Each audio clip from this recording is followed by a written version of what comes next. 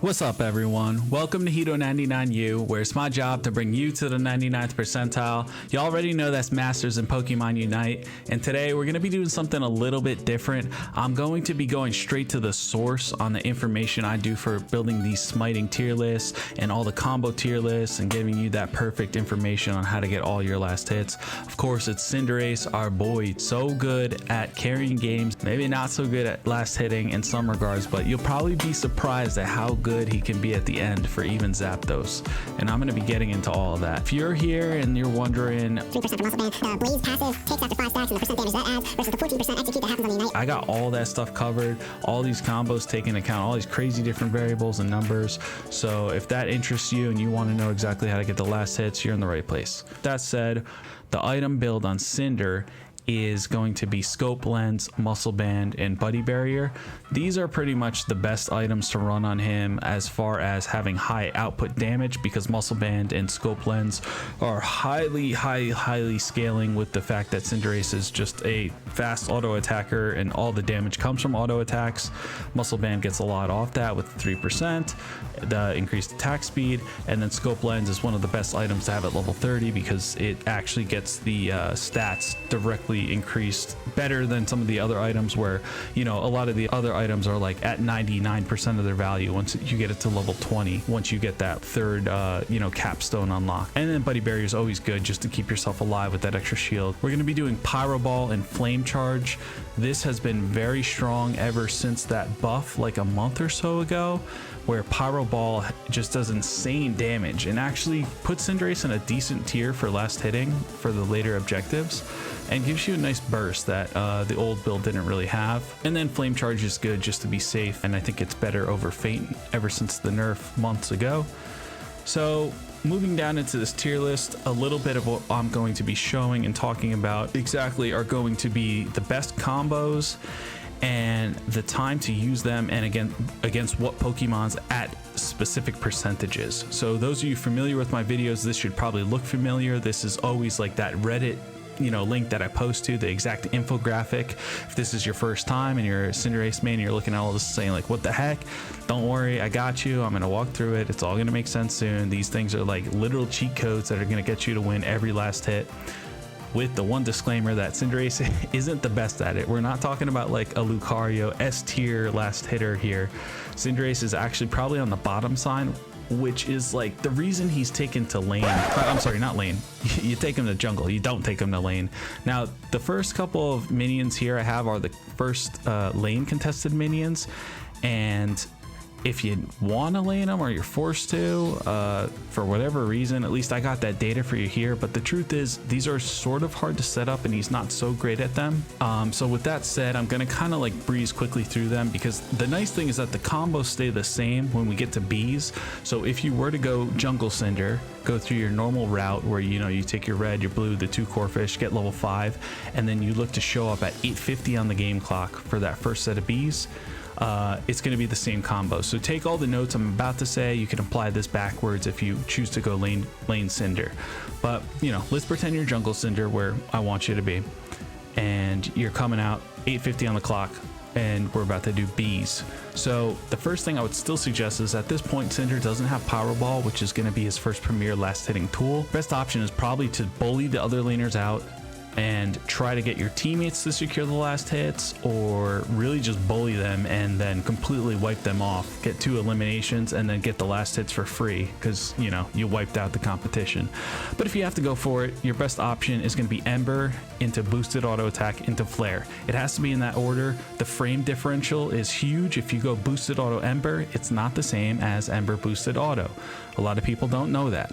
So let's look at specifically for the Vespiquen, because I would prefer you target the Vespiquen here instead of the Combi. I can get into that in a little bit, but let's look at what's going on here. So Ember into boosted auto attack into Flare. You need to pull this off at 16%. This is going to do 561 damage. I have Muscle Band calculated in there. This has the Flare percentage calculated at the exact percent that it needs to do. So all this is right. You can trust me on that. And it takes 267 milliseconds. That's 16 frames for this whole combo to execute, and a lot of the damage is loaded onto the back because that flare proc is what's doing a lot of the damage. Let's take a second to talk about Cinder's passive. A lot of you experienced Cinders probably know about this already, but it takes 5 stacks for the passive to flare and do the flare damage. Your auto attacks will apply 1 stack. Your specials and boosted auto will apply 2 stacks. So this combo with Ember plus boosted auto, that actually gives you 4 stacks. 2 stacks from Ember, 2 stacks from boosted auto. So in order to get that flare to proc at the end, you need at least 1 or 2 stacks on the enemy, and preferably not more, because if you have 3, then 3 plus 2 is 5, and then your first Ember will proc the flare. That's why you want at least 1 or 2 stacks, so that, you know, 1 plus 4 gives you the 5 proc, or 2 plus 4 gets you spillover, you proc and you get 1 stack extra. But what I'm trying to say is you need to shoot for 1 auto attack to set up this combo. Flare, the Cinder stacks will stay on the target for 5 seconds. So the idea is that you're looking at the Vespa Queen. It's around, let's say, you know, it's 100% health and it's getting hit quickly, 90%, 80%, 70%, 60%. When it gets to maybe 50, 40, you want to tag it with an auto attack and then just wait. Start queuing up your Ember and line it up and aim it right on the Vespa Queen. And then since you got that first auto attack in, which will get 1 Cinder stack, now you know if you do Ember plus boosted auto, you will do 4 stacks and trigger flare, and you'll get this perfect combo. So that's how this works. The idea again would be you try to tag that auto in way before 16%. So all you have to do is focus on ripping this combo when it actually hits 16%, and then you'll get the last hit. Same for the Comb Beat, but again, Cinderace is a single target attacker at this point, and the Vespa Queen gives more experience, so go for the Vespa Queen. And now we're going to be getting into Pyroball. And this is when Cinder actually can start competing. You don't need to just bully them out of lane. You could just straight contest last hits. So Pyroball hits really hard. And the same concept is going to apply. You want that flare passive to blow up at the same time that you're hitting the Pyroball and the boosted auto, and everything just does a ton of damage all at once. Basically, again, wanting to go for the Vespa Queen, I would say, unless you're sort of uncontested and you think you can get the Comb Bees. Comb Bees do give more experience, all 3 of them, but it's harder to get because you can't trigger flare on all of them. So I would go for the Vespa Queen, and you're going to be shooting for 30% here, where again you tag it with 1 auto, maybe at like 50%, wait for 30%, then throw your Pyroball, boosted auto, flare, get the last hit. And that is the best combo. Now the second best combo you'll see listed here usually consists of Pyroball, low sweep, flare. From before, it would have been boosted auto into low sweep plus flare. This is the highest damage and it's fast. 8 framers, this one is a 16 framer. The thing about using your low sweep offensively is it's your one getaway tool. So I wouldn't suggest doing this if there's any sort of contested, what's the word I'm looking for? if the other team is contesting you at all, because you will get punished without low sweep. It is your one get out of jail free ticket. You need to keep that for defensive purposes. So when you see low sweep here in the list, just keep in mind that's better to use when no one's around and you're just going to get the things for free. You want to do as much damage as possible. It is AoE, so it's good for the Comb Bees, but I would not use it in a contested heads up fight. So that brings us to Drednaw, which I want you to be level 8 on the clock. If you're 9, the Unite move is going to be very powerful here. However, in more competitive games, it's usually 8 is your guaranteed level coming into Dread. And before we jump into the last half here, I just want to tell you it takes a lot of work to get these numbers, so please drop a like if this is helping you, and comment down below if you have any interest in different combos maybe I haven't covered so far, or you have any questions on anything like, why is this at tier A but this is B and this should be S. Let me know in the comments down below. I'd love to hear what you got to say. So anyway, let's pick it up at Dread. The first Dread fight happens at 7 on the game clock. This is huge. This is usually kind of what wins the game, because you get so much experience off of this, and you got Pyroball. That's pretty decent at locking this down.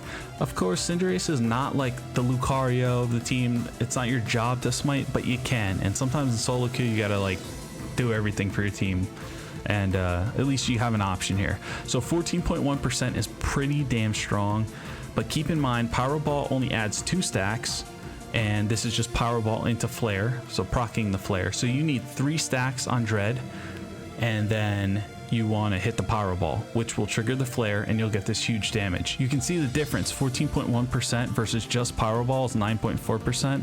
It's like a 500 damage difference. That's because Flare does damage based on the maximum HP that the target has, and Dred has a lot of HP. So yes, proccing your passive is huge on these targets, very important. That's why I think it's critical that you focus on getting those 3 stacks, get them up by like 20-25%, and then you just wait. You wait to see your magic number of 14.1%, Pyroball, and then you get Dred. Thank me later. All right, so last piece here we have is Zapdos at 2 on the game clock.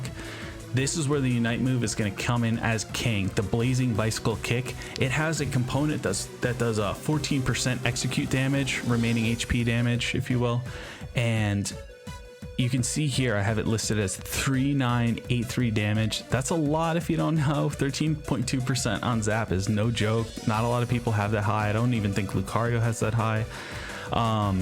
So this is a really good smite. The problem is there's a long wind up time on getting your ultimate out, and you have to kind of target it on Zap, and sometimes it like tries to target enemy Pokemon, so you just got to practice that. I would honestly like practice that in practice mode, or just practice it, because it is not easy. It is weird. You got to get used to it, but once you do, this is a powerful tool.